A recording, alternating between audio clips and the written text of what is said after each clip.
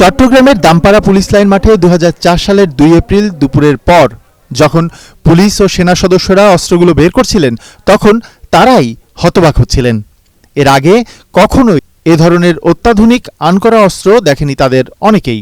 10 truck অস্ত্রের মধ্যে প্রায় 1300 SMG, 400 rifle, 150 rocket launcher, 12 lakh গুলি এবং 27,000 গ্রেনেড ছিল। ওই দিন বিকেলে ঢাকা থেকে হেলিকপ্টারে উড়ে গিয়ে তখনকার স্বরাষ্ট্র প্রতিমন্ত্রী লুৎফুজ্জামান বাবরও খানিকটা বিস্ময় প্রকাশ করেছিলেন।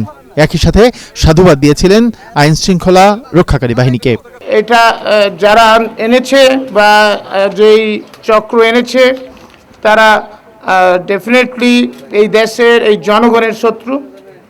তো আমরা বর্তমান অবস্থাতে এটা অত্যন্ত খুব আর্লি আমাদের জন্য টু কমেন্ট সামথিং।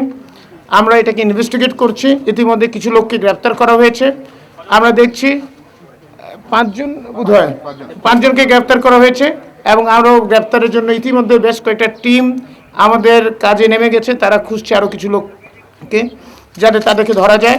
10 বছরের ব্যবধানে সেই লুৎফুজ্জামান বাবর আজ সেই মামলাতেই দণ্ডিত হলেন। 2004 সালের 1 এপ্রিল গভীর রাতে চট্টগ্রামের রাষ্ট্রায়ত্ত ইউরিয়া সার কারখানার ঘাট থেকে ট্রাকে তোলার পর আটক হয় বিশাল এই অস্ত্রের চালান।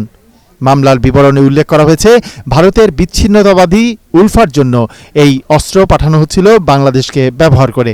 চট্টগ্রাম বন্দরের বহির্নোঙরে জাহাজ থেকে নামিয়ে সিইউএফএল এর জেটিঘাট ব্যবহার করে অস্ত্র ট্রাকে তোলা হয়। এরই এক পর্যায়ে উদ্ধার করা হয় অস্ত্রের চালান। ওই ঘটনায় অস্ত্র ও চোরাচালান আইনে 2টি মামলা হয় ঘটনার পরদিনই।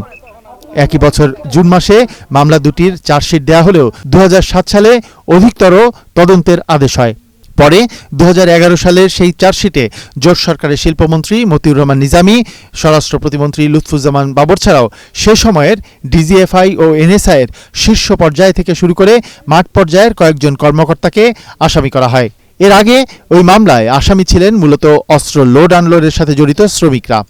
ওই ঘটনার সময় ছদ্মনামে সেখানে উপস্থিত থাকা উলফা নেতা পরেশ বড়ুয়াকে গ্রেফতার করা যায়নি। এস এম বাবু, এটিএন বাংলা, ঢাকা।